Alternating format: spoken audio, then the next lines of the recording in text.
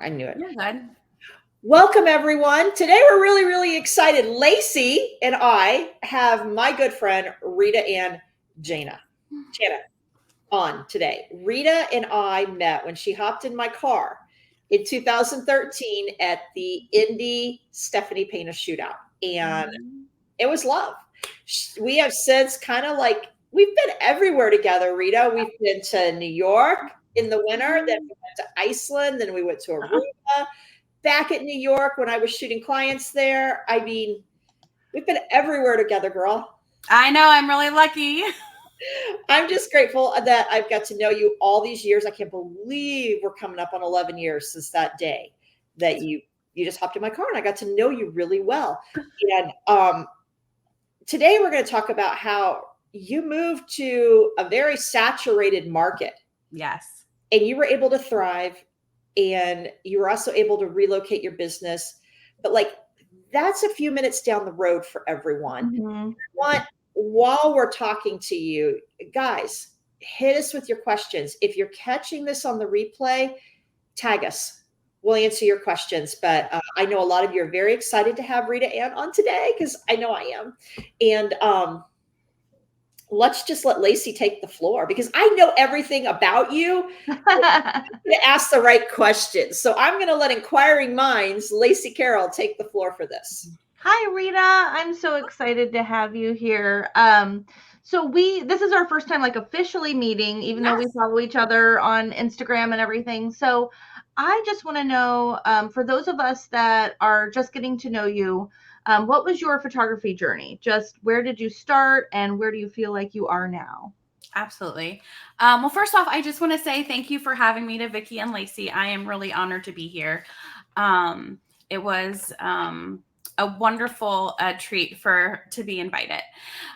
So in terms of my photography journey, I think it's important for me to tell you that I started in Madison, Wisconsin, with three tiny little children.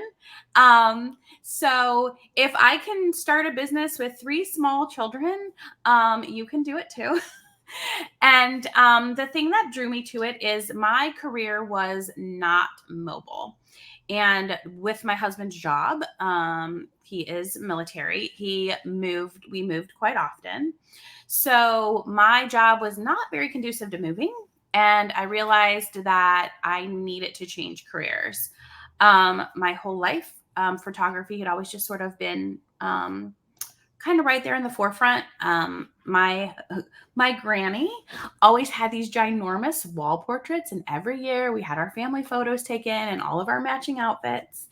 And the thing that really struck me, Lacey, is when my grandma passed away, no one fought over her jewelry or her expensive things, if you will. Everybody fought over these family portraits. Yeah. That really struck me. Mhm. That's what meant the most to anyone. Yeah. So that was always sort of in my mind that photography was important because I grew up like that. So it was one of the things that I thought of when changing careers. And also important to the story, I worked at the World Trade Center. And that is the only day that I asked off of work. And 2 days prior to that, a friend of mine was visiting, and we took pictures in front of the World Trade Center. And 2 days later, it was gone. Wow. So it was another reminder to me just the powerful impact of photography. Because if you don't capture that moment now, you might not have that chance again. Yeah. Wow. So those are the things that call off the day you took off. Yes, Yeah. the only day I asked off of work. That's a God tap. Yeah. Yes. My goodness. Yes. So those two things have always really stuck with me. So when I looked at changing careers, photography was actually the first and only thing I considered. And I still actually kept my other job for a year to make sure that I actually wanted to jump in head first and to do this. And at the end of that year, I was like, this is it. This is what I want to do. And I was really nervous, Lacey, because Yeah. I didn't think I could love anything as much as I loved my other job. And it turns out I do. And I actually love this even more. I love that so much. I think many of us have taken that leap, and that is, if anyone out there is listening and is still working their job and thinking about taking that leap, it is scary. Yes. I remember that, and I love that you loved your old job, so it's not as if you were trying to escape No. something. You truly loved what you did, and I was much the same way. But you made that leap, and now you love it even more. I that's amazing. Yeah. So that's how I started in 2013. Going to workshops, attending conferences, and really trying to just kind of jump feet first, which, like, looking back at it, it was really probably not the smartest move, because I had 3 little kids and I wasn't sleeping.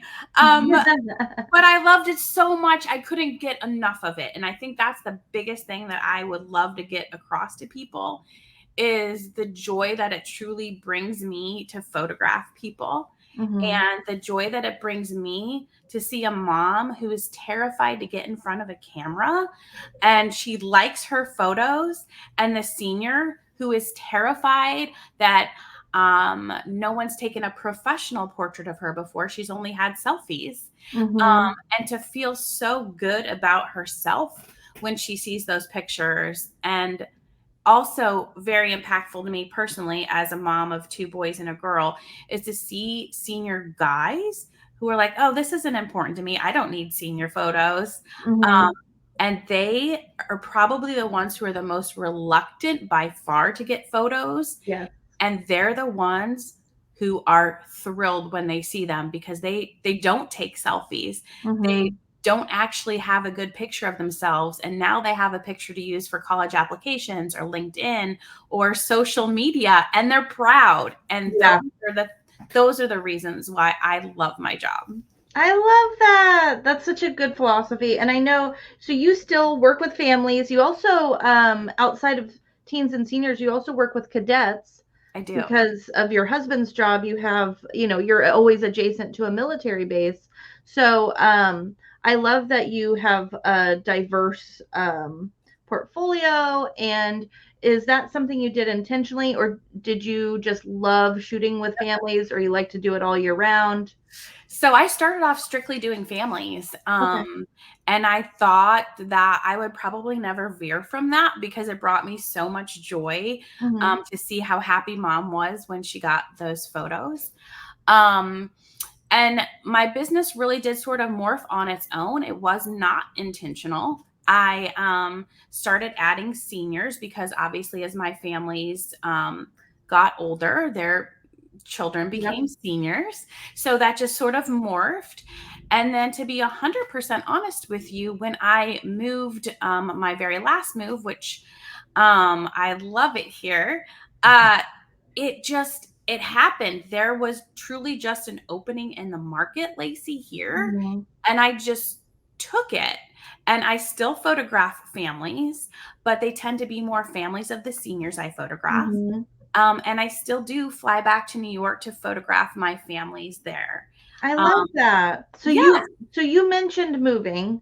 Yes. And that's something that a lot of photographers have to go through, where at some point in your career, you end up having to move, whether it's just moving cities, moving states, and you have thrived.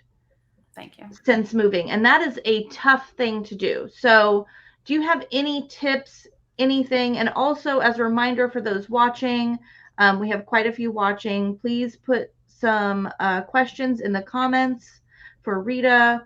And just tell us some tips you have for moving your business, because that's a scary and big thing to do. It is a scary and big thing, and I never ever want to downplay that. I've been in Madison, Wisconsin. I've been in West Point, New York, and now St. Louis, Missouri, in terms of my business. So I'm not gonna lie, Lacey, that was scary, and it was scary every time I moved it.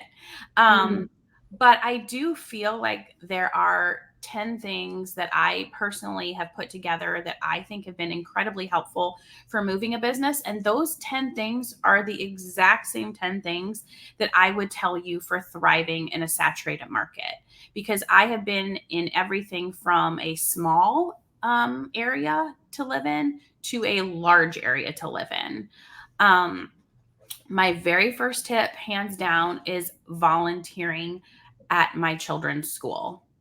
And people say, well, what do I do? Anything. The biggest thing that I personally enjoy is volunteering at fundraisers. It looks like we lost Vickie, but she'll be back hopefully. But Okay. just keep going. I don't know what happened to Vickie. Maybe a power out or something. Yeah. So volunteering at school has been huge for me personally. And it's something I would do anyway, because I love being involved in my children's school. And I know the first thing that people are going to say is, oh, well, what if I don't have a child in school? Well, everybody knows somebody who has a child in school. And I promise you that no school is going to turn away a volunteer. So I love doing fundraisers personally, because at a fundraiser, everybody is happy to be there. They're all there for a good cause, if you will. And when people are there for a good cause because they have a good heart, that to me, those are the people that I can't wait to be around. I love people with a good heart. So I love that so much. I will say, if for those that, may not have a school-aged child, you can also, if you have a specialty in your life, maybe you did swimming or, football or whatever, you can volunteer within those programs too. Yes. It doesn't just have to be that. So I think that's really important. Absolutely. So, I mean, my daughter just had a choir concert this weekend, and I went and I photographed the rehearsal. But when you are volunteering, Lacey, I mean, not only do you feel good in your heart for doing it, but you are meeting great people. And for me, that's the heart of my business, is I want to be surrounded by great people.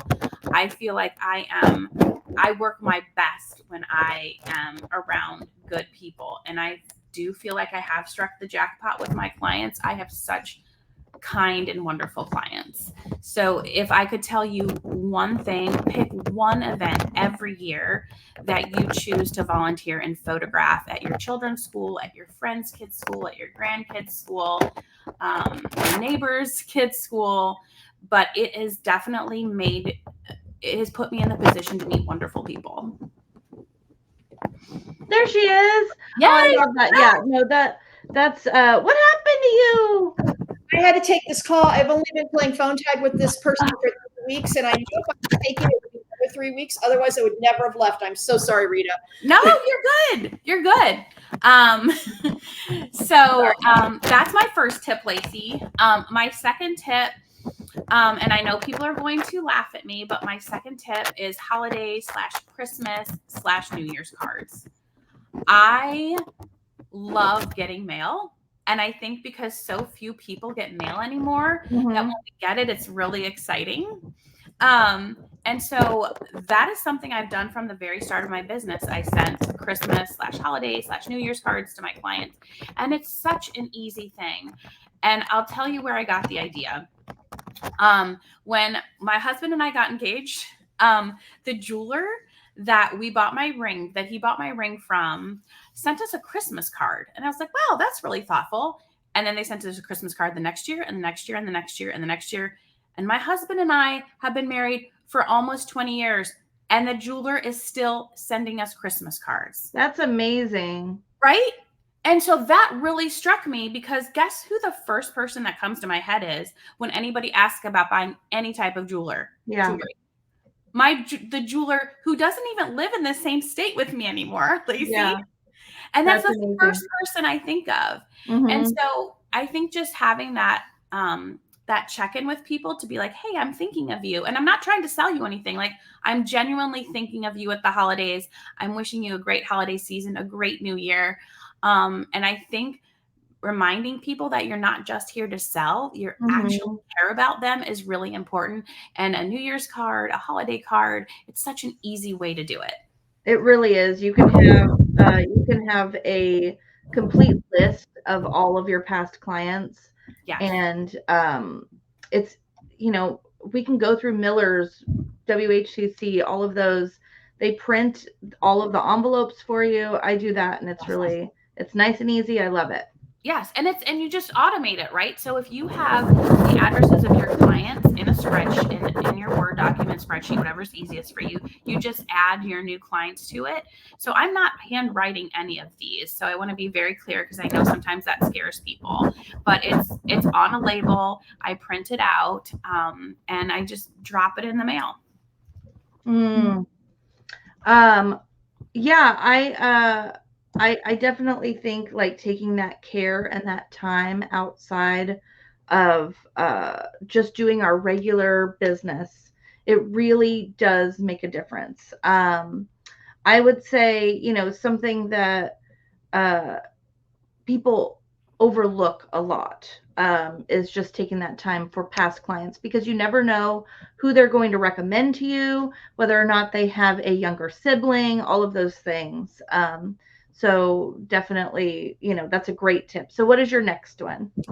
Okay, so before we go on, I was going to say, there might be some feedback happening. I know a couple of people have commented. I don't know if there's like movement or anything that's happening. I've tried to mute it on my end, but it's not. I muted myself too, and we've isolated it down to you, Rita. I'm sorry, Rita. Okay. I don't know if there's like movement or something that's happening near the speaker. Maybe it's like a fan or okay. moving Can you tell me if you still hear it? Nope. Okay. I don't hear it right now. Okay, perfect. Thank you. Okay. Yep. So I'm like, I don't know what it was, but hopefully it's better.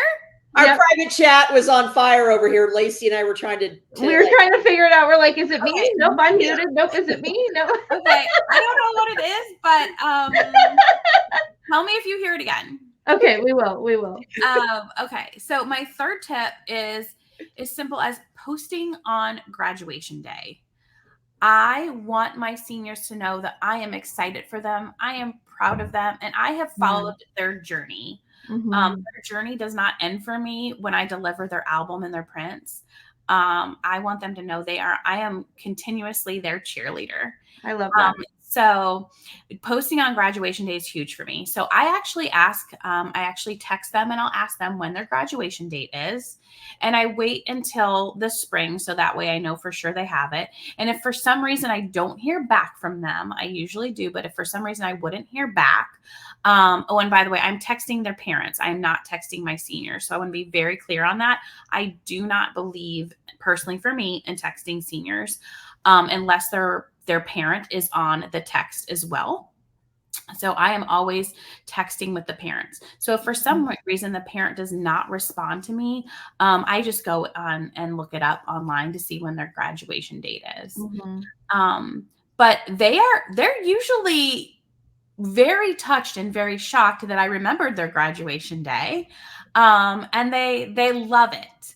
And it's just these really small things, Lacey, that make a big difference. And I think people spend so much time trying to think of these big, huge things that they need to do, when I've realized that the success is in the small details. Yep.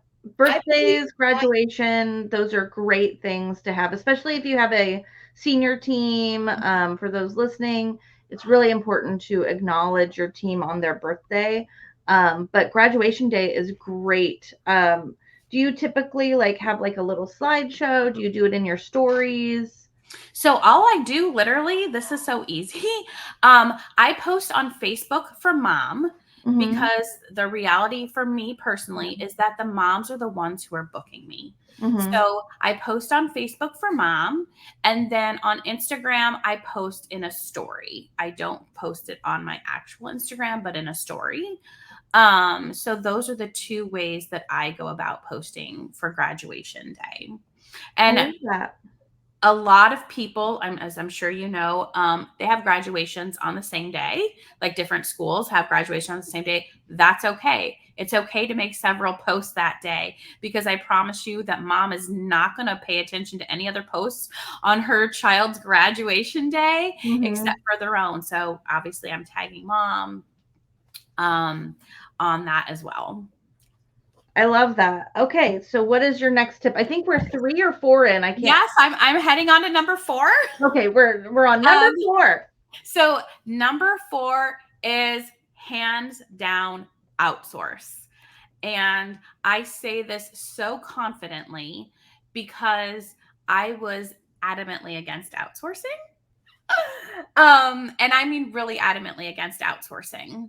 I was like, why would I pay somebody to do something that I can do myself?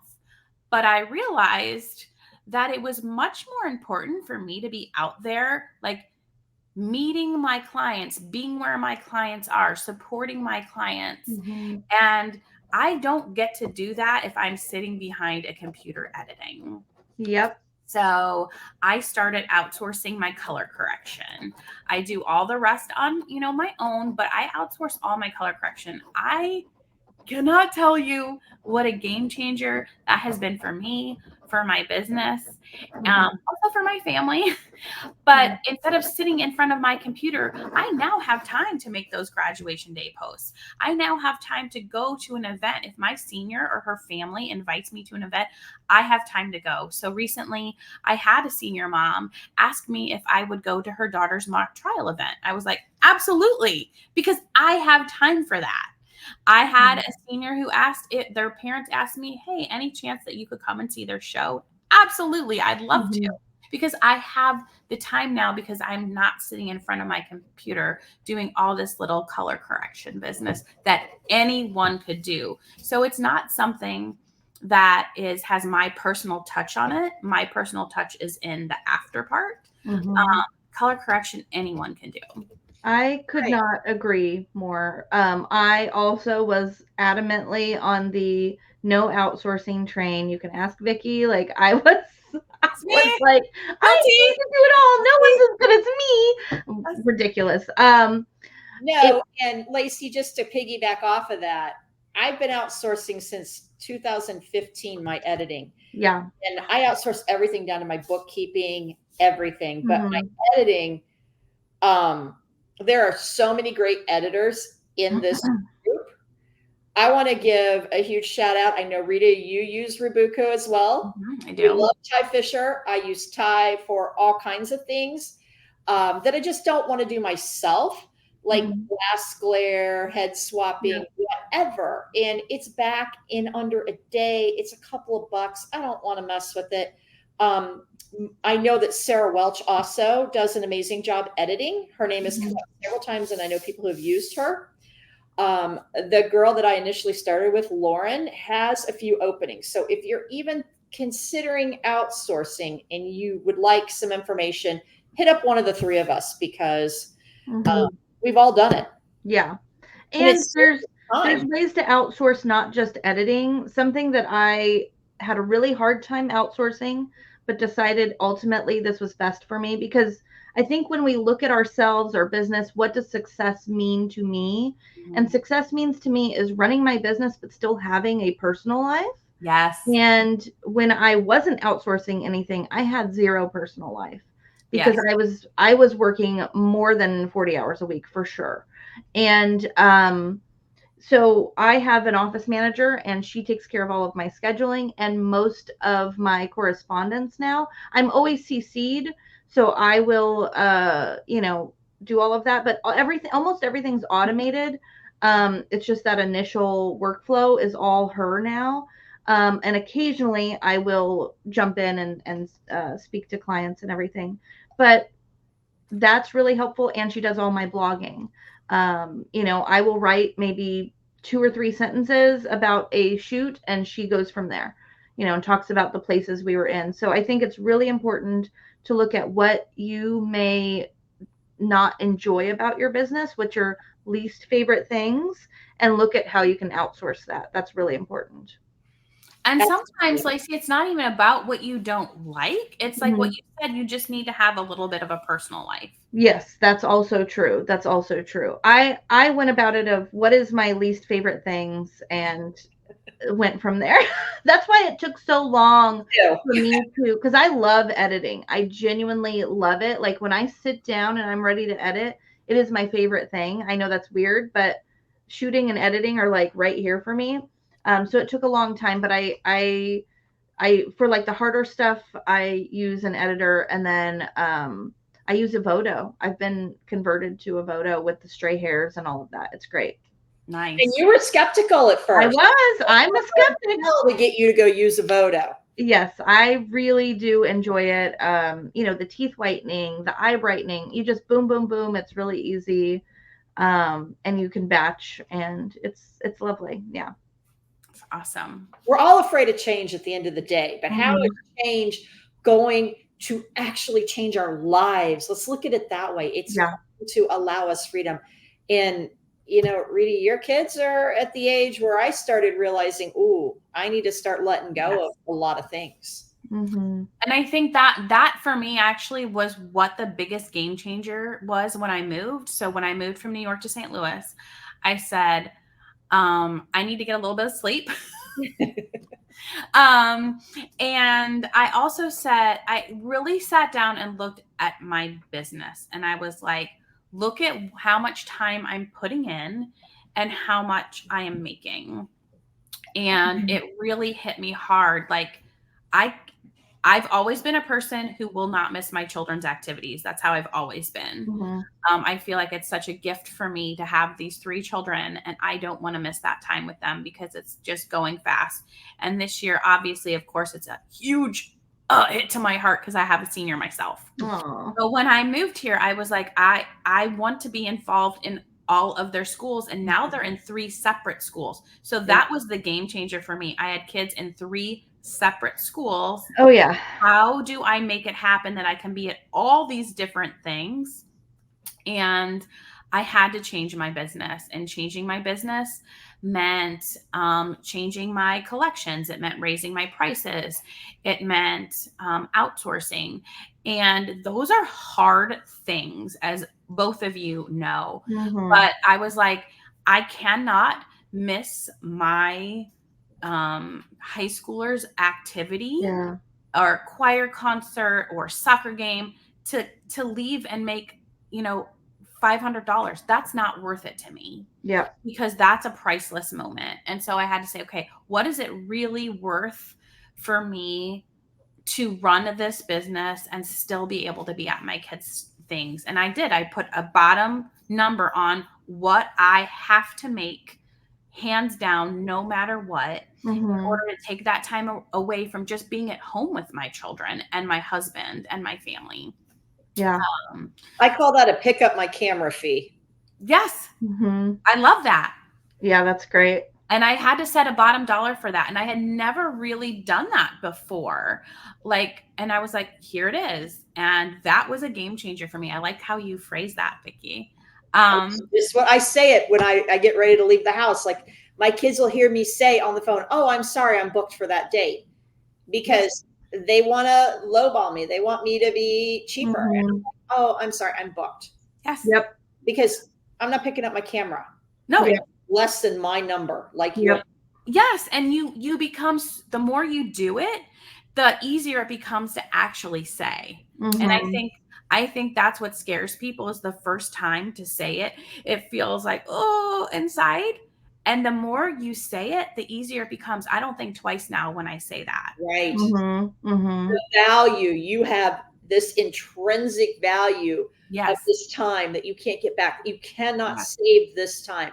And I know you have been there with Brooke and I, when Brooke has talked about, we have 900 Saturdays or something until our kids leave from birth to high school graduation, like 920 Saturdays. It's something like that. I remember when she said that, I was just like, oh, and mine were already teenagers. So I was like, I only have like 30, But it hits you, right? When you put it into perspective like that. So, Yeah. So, okay. So sorry, let me, Sorry. okay. So Now now you're on tip number 5, I number think. 5. Yes. Yes. Tip number 5 is find the opening in your market. Mm-hmm. So when I moved Amen. here, the bulk of my business had been family photography. I would say 25% seniors, 75% families, along with cadets in there as well. And I moved here, and I could not believe how many people said to me, "Do you photograph boys?" And I was like, "Well, of course I do." You guys, I didn't realize that was like a thing that like people would have to ask you that. I have 2 boys and a girl. Why would I not photograph boys? And when people would say to me, "Oh, well, I've called 2, 3 photographers. They don't photograph boys, senior boys." Wow. What? I thought they were kidding. No, they were serious. And I realized that's a thing. So many people want to only photograph girls. And I was like, "Oh gosh, I love girls and boys. So this is Mm-hmm. perfect." Um, and the thing, like I said earlier about photographing guys, is that they don't take selfies. Their moms don't get a lot of photos. So Yeah. when mom gets a photo, she is over the moon. And I had no idea that that would end up becoming like such a huge part of my business. But I am 50% senior guys, 50% senior girls. Mm-hmm. And that to me was a shocker, that was like an open market for me, if you will, that had not really been tapped.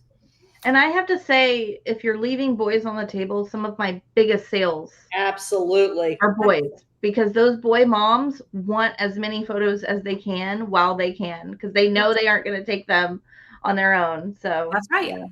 Huge. Yeah. So find the opening in your market, whatever that opening is. Every market is going to be different. But Mm-hmm. like, for example, when we were in New York, photographing cadets was nobody had ever tapped into that market. So I started that market, and that is what I am still known for in New York. And I still actually fly back there to photograph West Point cadets. So find the opening in your market, and it's easy to find. They literally will tell you. It's not like you're having to do a lot of research. People will just say, "Do you photograph this?" Mm-hmm. Or look around honestly and see what everybody else is photographing in your market and do something else. Yes.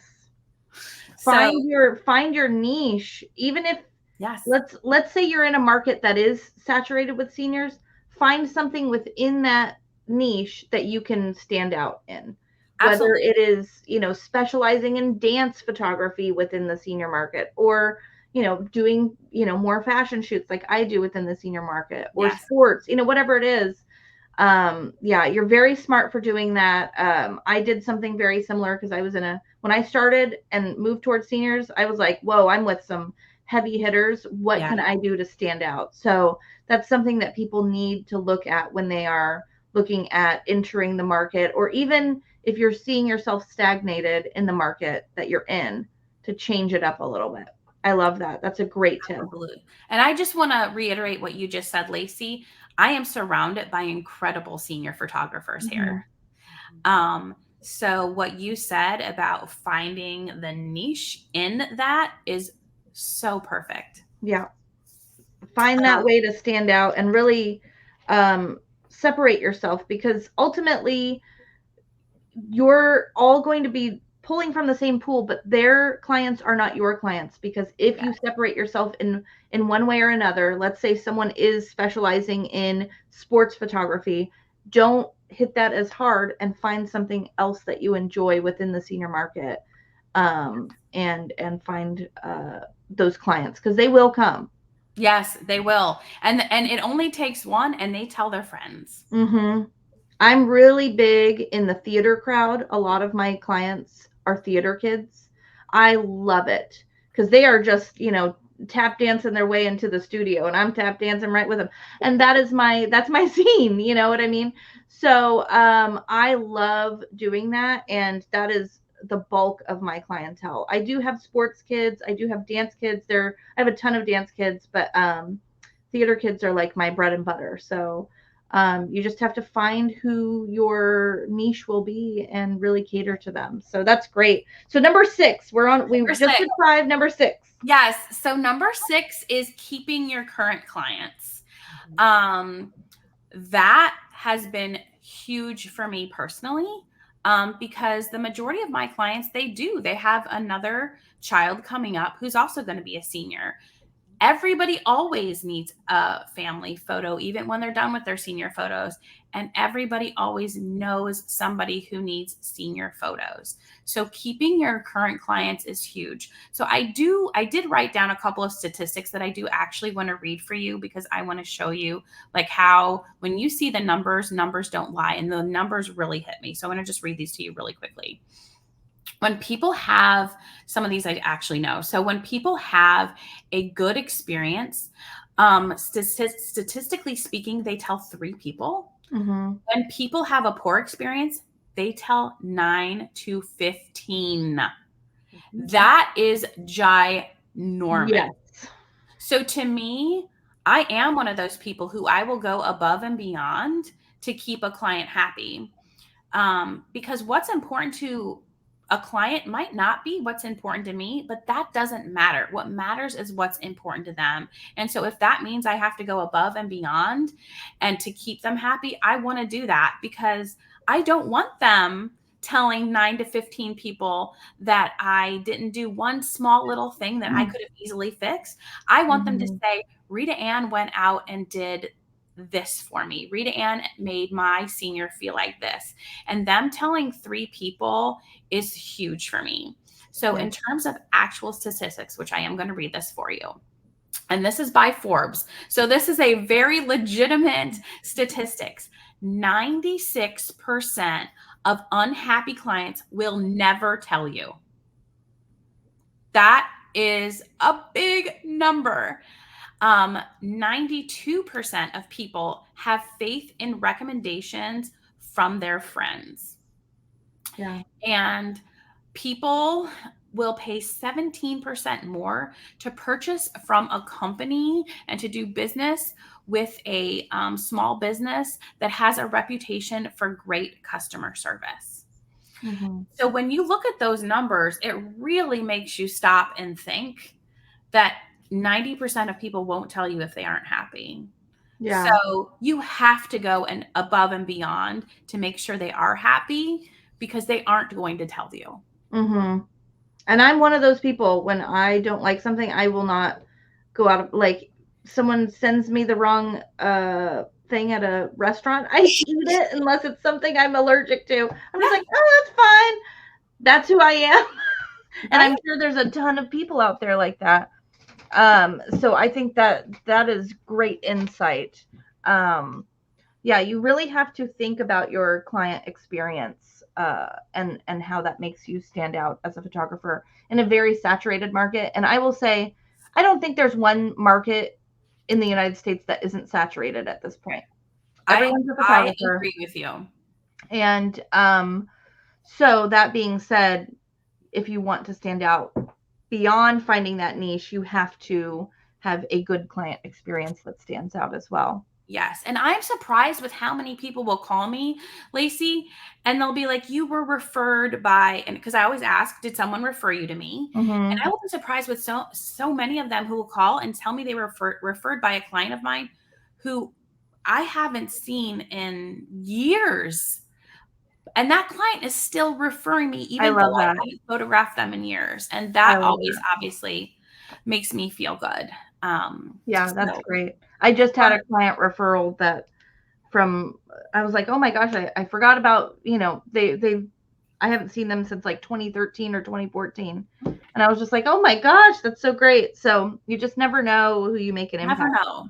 Yeah. And sometimes it's not, one of the things I've learned here personally, because it is a big city, is that people will call me and I'll ask who referred them. And it's somebody I've never photographed. Oh, that's great. Yes, that person heard from somebody I photographed. So someone I've never photographed heard from one of my clients and is now referring people to me. So to me, that was another thing of the really big network of keeping your clients happy. Because nothing actually like gets me more than they were referred to me by someone I didn't even photograph. Yeah. They just heard about it from somebody else I photographed. That's some strong word of mouth, and that is important to have. I love that. Okay. So we're at 40 minutes. Okay. Right. So we have some time left. All right, I'll talk quicker. If you have a question, please put it in the comments here for Rita. And then we are going to move on to number 7. So marketing to parents and not just seniors. That has been huge for me. And that's actually something I've just always done. It wasn't something I changed. I didn't really realize how important that was until more people started talking to me about it. But a lot of people will specifically market to seniors, and I want to market to both, because at the end of the day, the majority of the time mom is calling me, and she's the one booking because she's the one paying. So out of my 10 plus years in business, I've only had 2 seniors ever call me or email me to book a session. It is always mom. So for me, it's incredibly important to be active on Facebook. And I know you're a social media person, so you're probably going to cringe when I say this, but I am definitely much more active on Facebook than I am on Instagram. On Instagram, I'm much more posting a story. Whereas on Facebook, I'm actually posting because that is where the bulk of my bookings are coming from. And so when mom is hiring me because she wants to put a beautiful portrait on her wall to look at when her senior is gone. Yeah. When mom is hiring me, she wants to have something to put in graduation cards. And when mom is booking me, she wants to be able to proudly give grandma a photo for her wall. Yeah. So when I am on my session, I am photographing for things that the senior will be proud to put on their social media, and that mom will be proud to put on her wall to send to grandma and to put in the graduation cards. And I think that's really important, that you're catering to not just the senior, but also the mom. Absolutely. Because at the end of the day, she's the one looking at the photos when the senior leaves. So yeah, I like to, I think it's really important that people look at their inquiries. And I actually have I used to, I'm not as good at it anymore, but I used to have like a little tally of where my inquiries came from and where they converted to. And a lot of Facebook inquiries, I don't have a ton anymore. They are now coming through Instagram through moms, but it's still moms. And TikTok is the seniors now, which, they aren't converting. Senior inquiries don't convert as often as parent inquiries. Yes. And I think that that's really important to note. That being said, I'm kind of even because I probably have twice as many seniors messaging me than I do parents. But that being said, I think it's really important to look at your own business, see where those inquiries are coming from, and nurture that social media. So if it's Facebook for you, do it. If it's Instagram, do it. If it's Google, then really beef up that website. You know what I mean? So absolutely, kind of, figure out where these inquiries are coming from and nurture the space. 100% Facebook. It's the moms. Yeah. It's always the moms. If you went to Vickie S. Black on Instagram, you would think I was out of business, and I know that is on me. But it is moms on Facebook, and so I just know that's where I need to be. That's my market too. And that's why it's so important to know your market. Like, I love how Lacey puts up that tally. Yep. And that you have to do that work, right? Yes. And sometimes I think the work scares people, but when you look at like what 10 minutes of your time does, you will be shocked at how worth that 10 minutes of your time is. Absolutely. All right. So the next one is number 8. Number 8, rep your brand. Okay. So this is, yes. So this is huge for me. I used to always feel like, oh, that's going to sound so salesy and so pushy if I wear something with my brand on it. But then I look around, anytime I see other people wearing something with their brand on it, I don't think that. So why do I have that personal block that it feels like I am being salesy or pushy. Because the thing is, I'm actually thrilled when I see somebody have a logo or a brand on something. And I'm like, oh, good, because I really like that person. I'd love to try that, or I'd love to refer them to somebody. Simple as like, if you need like a plumber for your house, or if you need somebody to help you with your computer, like sometimes you just don't know those people. And I realized that it's not being pushy or salesy. It's just saying, hey, I'm here if you just in case you ever need me. So I am going to show you. This is my secret, you guys. The I water. love it. Yes. I always have my water bottle with me, and I make it lengthwise so it's big and huge and easy for people to read.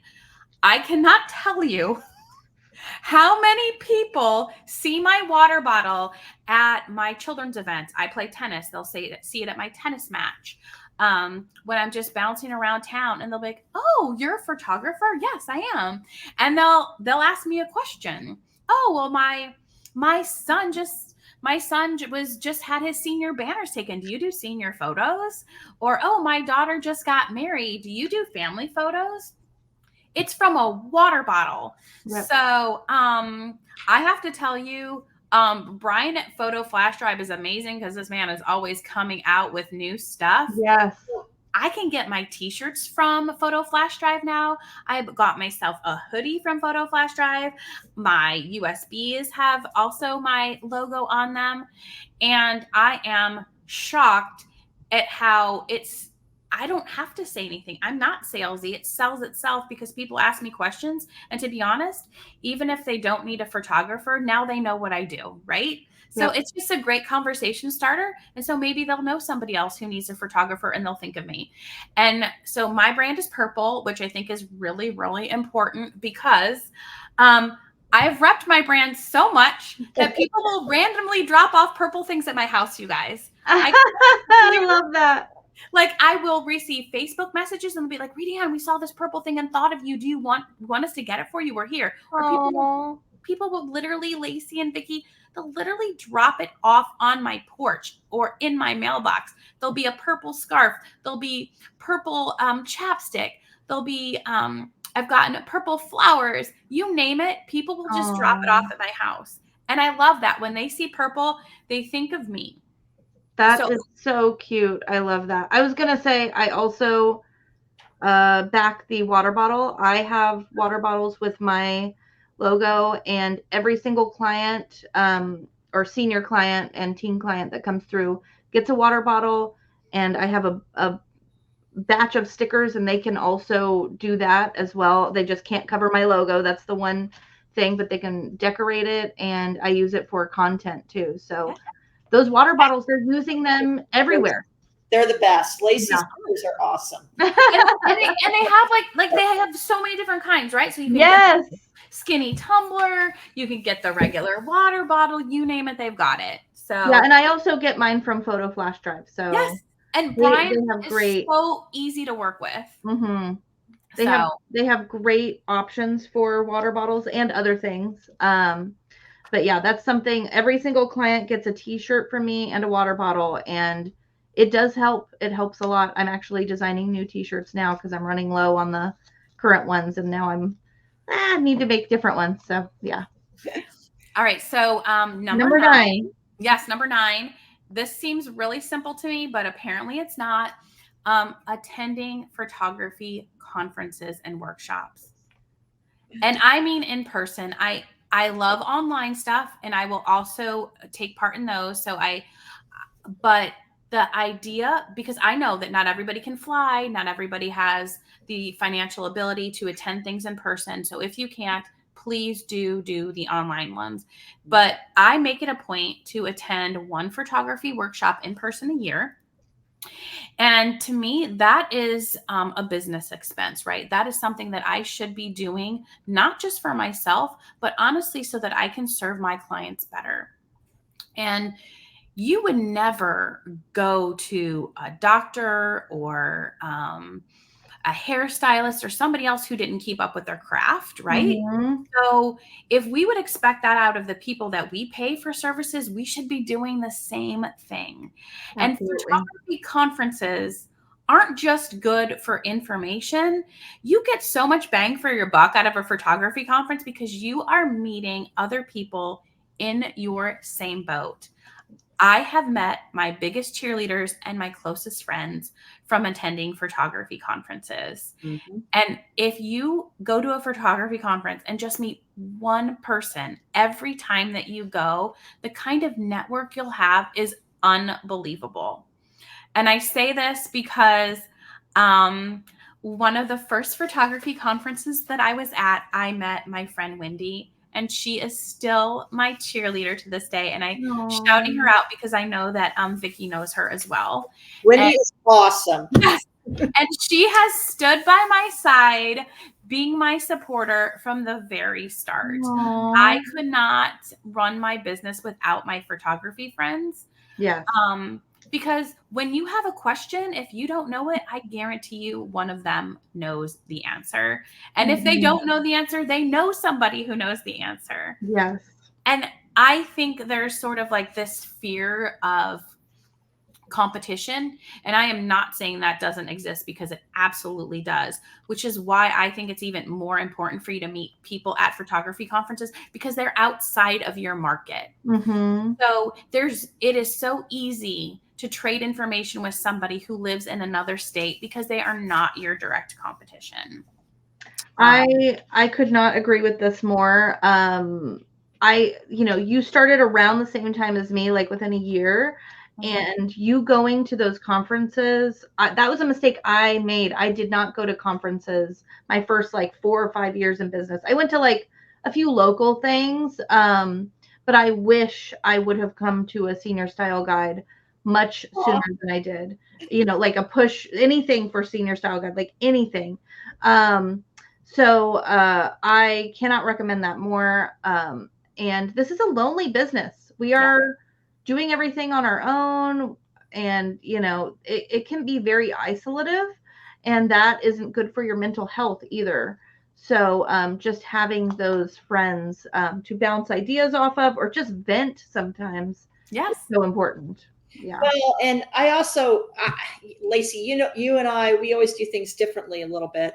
I have a photography bestie who is 20 minutes from me. Mm-hmm. We literally swap clients. Like, it happens. Like, I'll shoot their senior years. She'll shoot the weddings and the families. I love that.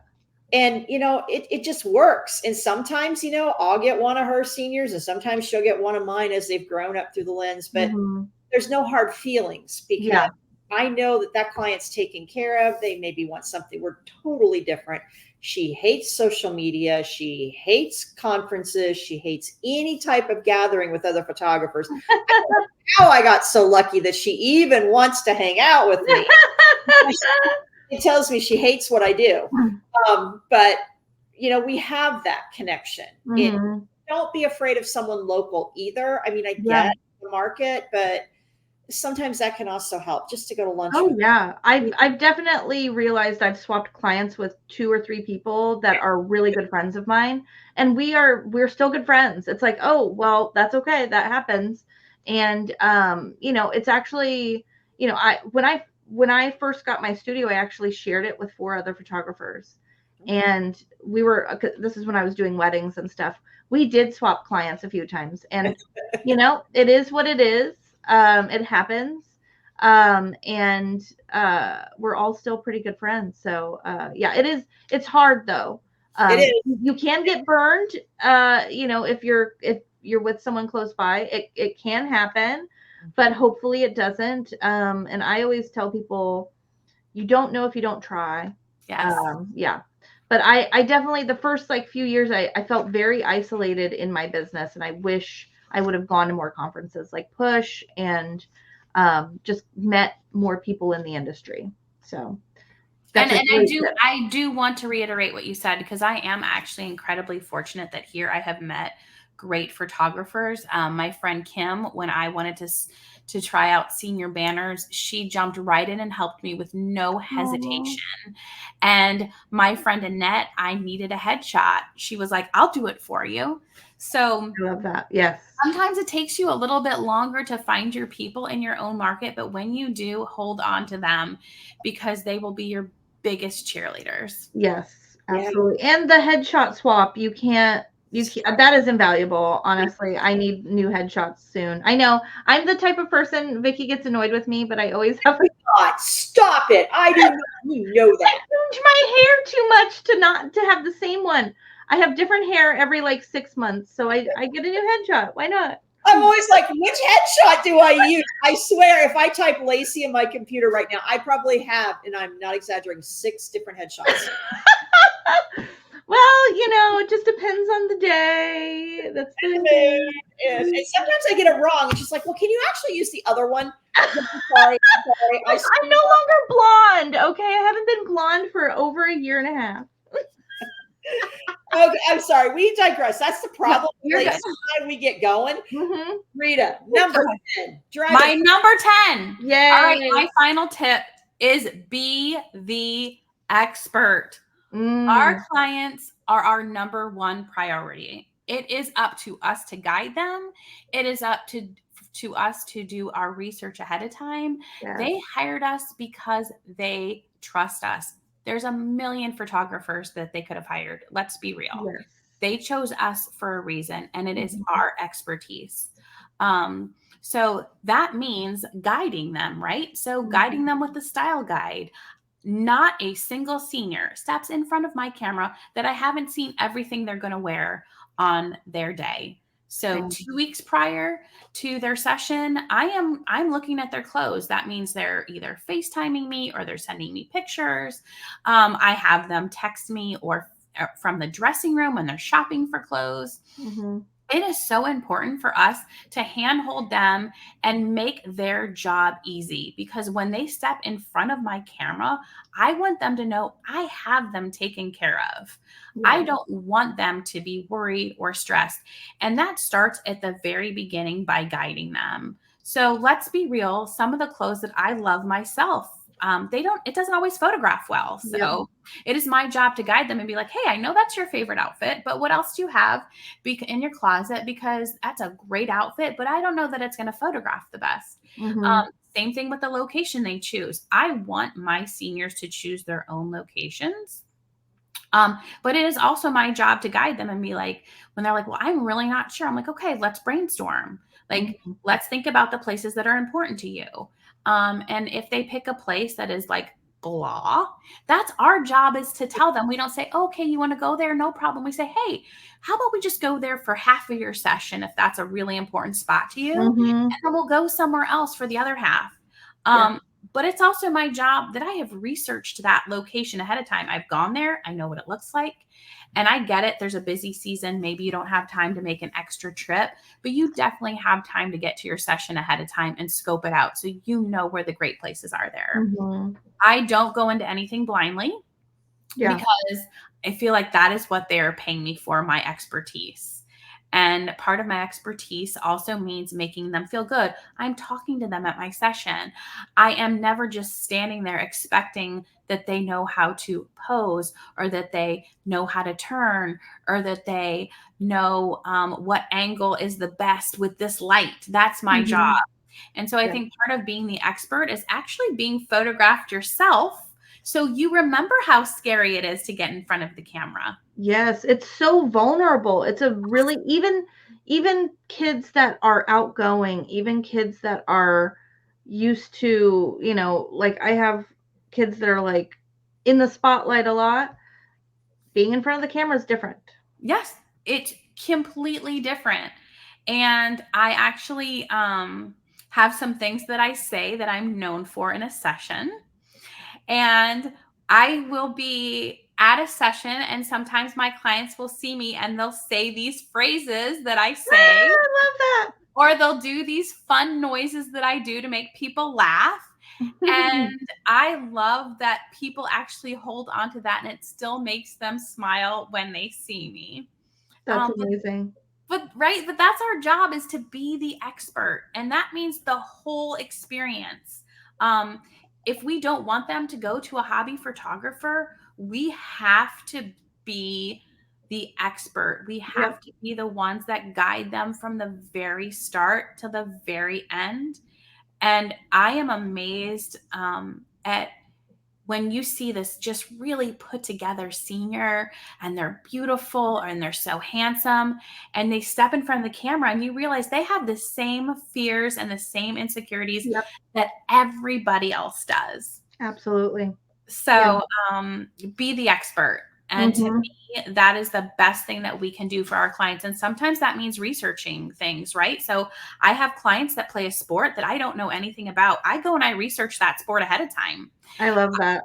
I have clients who play instruments I don't know about. I go and I research that instrument ahead of time because I want to be able to talk to them. I want to know what looks like technically correct, how they pose with that instrument, how they pose with that specific like racquetball racket, right? Yeah.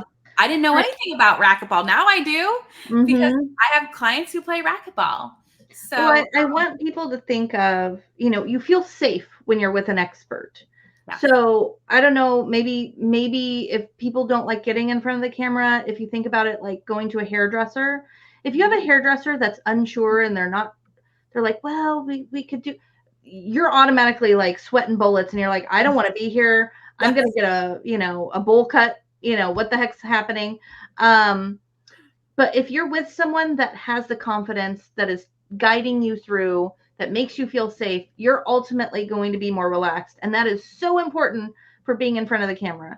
Yes. So I always tell people, like, your breathing patterns, people will match your breathing pattern. So it's so important to have like a nice even breathing pattern, because there are so many people that I've mentored.